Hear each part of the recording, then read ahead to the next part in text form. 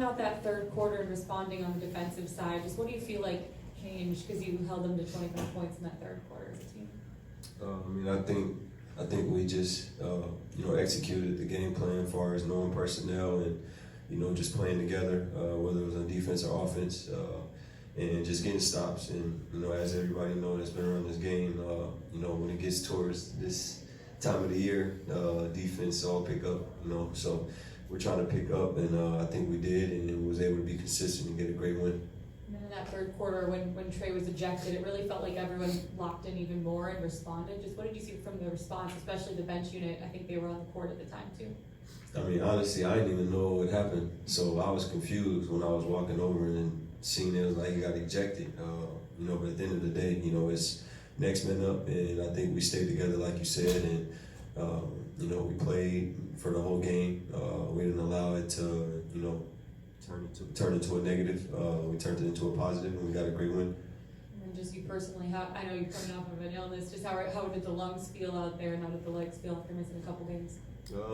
Winded, legs down, but at the end of the day, no excuses. I'm just out there trying to do what I can to help my teammates, and just help us get a win. And a lot of things we did good, a lot of things we did bad. We could work on, and that's why we got another one tomorrow. We just got a chance to talk to Garrison, and he's gotten some extended minutes in these last 3 games. For him to come out ready and knock down, 4 or 5 threes, just what have you seen from him in practice and his approach to the game? He's a pro, not just a basketball player. He's a pro. He's always talking. Not a loud guy like V's pretty loud. This is a good thing, though. Yeah. We love V for that, but with G, he's always talking to guys, trying to be positive, and at the end of the day, he's coming in to work every day. So when I say he's a real pro, not complaining. And when you do stuff like that, it's only right that your time will come. Whether it was here or elsewhere. He was going to get his chance, and when you get your chance, you got to take full advantage of it. So it's great to have him step up. And as far as his energy and just the toughness that Quinn says he tends to bring, I'm curious, how does that kind of add into the bench unit and what this kind of team needs? It's important. You need that toughness. Obviously, his shooting's a bonus, but you need that toughness. He's not afraid to guard on the defensive end. He wants challenges, and like I said, the offensive end, he knows how to play the right way. And he's a shooter, so he spaces the floor out. He's got to be confident. Transition defense, particularly transition defenses, seem like a daily topic around here.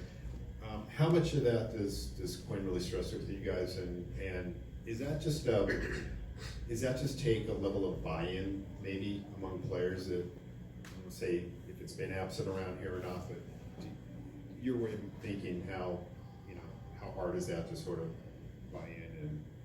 And Quinn's been great, just as a leader, somebody who's motivating, a great coach, just want to throw that out there. But, as far as the transition, like I told him in text over, face-to-face conversations, like it has nothing to do with him. It has everything to do with the 5 guys that's out there. We focus on picking up our man, and obviously transition is guys get out and run. So, you might be a big and you're picking up a guard for that possession. So it's going to come down to us, the 5 that's on the floor. Coach can continue to preach and, say this or draw this up or in practice do transition defense drills. But if we don't come out and do it in the game, it's just not going to mean anything. So, to answer your question, it's going to come down to us as players. Has it come along slower than you hoped, or about what you'd hoped? Because it is sort of changing a mindset to some degree. A lot of guys aren't used to doing it, or it's been a problem around here. I'm just curious, when you watch tape of games, not just of yourself, just your response in terms of how you think it's sort of coming along so far since he's taken over. At the end of the day, it's rare a coach, comes in and take over with 20 games left in February. So, that's number one. But at the end of the day, there's no excuses. Us as players, we know it's a business, whether it's on the player side or coach's side. And, he came in and he watched film and, he's just doing whatever it takes to help us win. So like I continue to say, it's going to take for us. There's really no timetable, but, You know, at the end of the day, you can control what you can control, and I think that's something we can control, whether we're scoring or not scoring, is getting back on defense.